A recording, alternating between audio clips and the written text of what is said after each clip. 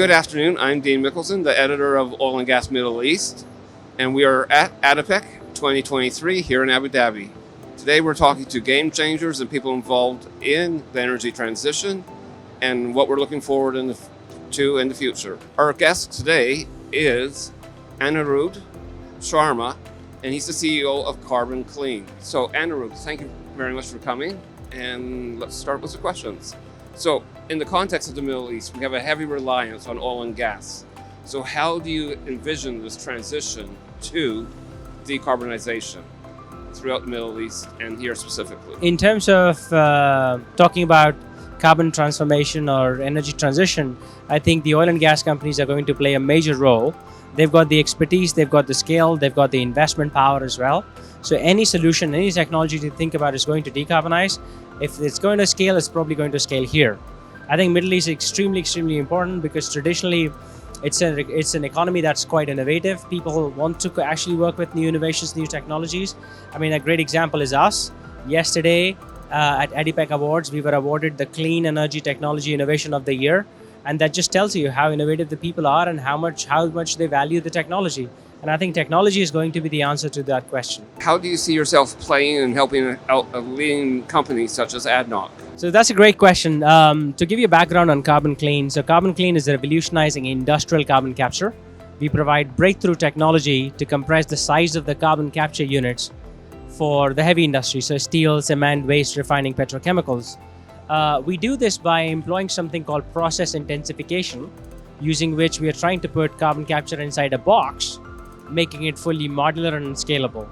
Now, the International Energy Agency says that carbon capture has to be a part of the solution for decarbonizing hard-to-abate sectors. And I think this is exactly the kind of work we're doing here and the partnership we are building here with ADNOC that will allow us to further expand the decarbonization here in the UAE. In fact, actually, I could maybe tell you one more thing. Today, we are actually announcing our first ever technology commercialization scale-up here in the Middle East, actually here in the UAE with ADNOC. Talking about decarbonization, we also talk about using renewables. So how are you tying renewables into your processes? I guess that's the holy grail, and I have to say that we are trying to scratch the surface and trying to learn as much as possible.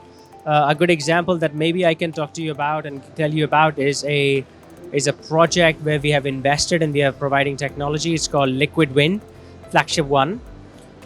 Yeah, Liquid Wind, and that's really the name. So it's actually a project that's looking to transform the carbon dioxide captured from a biomass plant to shipping fuel. Right, so we're going to decarbonize the shipping fuel by transforming the carbon dioxide from the biogenic sources. The hydrogen, so we need three ingredients basically. You need the carbon dioxide, biogenic. You need green hydrogen, so you need offshore wind for that. And then you need a catalyst that can convert carbon dioxide and hydrogen into shipping fuel. Hence, I see there is a huge potential for the renewable energy companies to come in.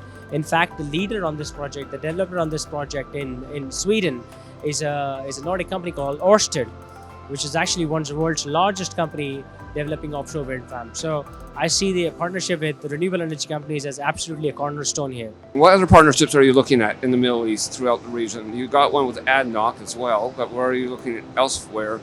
What other partnerships? Who with? What countries?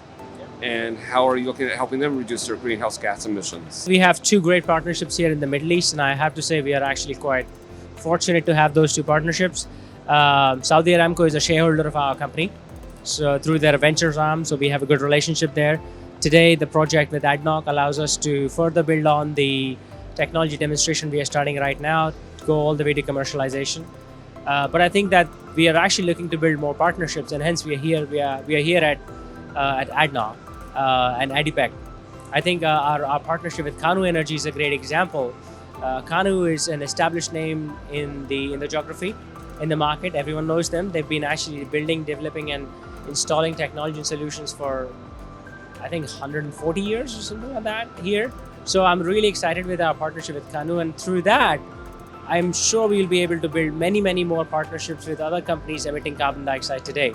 So where do you see yourself going throughout the Middle East and, say, potentially globally? So I think for us, there are a couple of strategic geographies of growth where we believe there is the right policy framework and the right investment framework that exists today to progress the technology and progress industrial carbon capture, which is what we work on. I think Middle East is definitely one of those areas where we are actually quite excited about.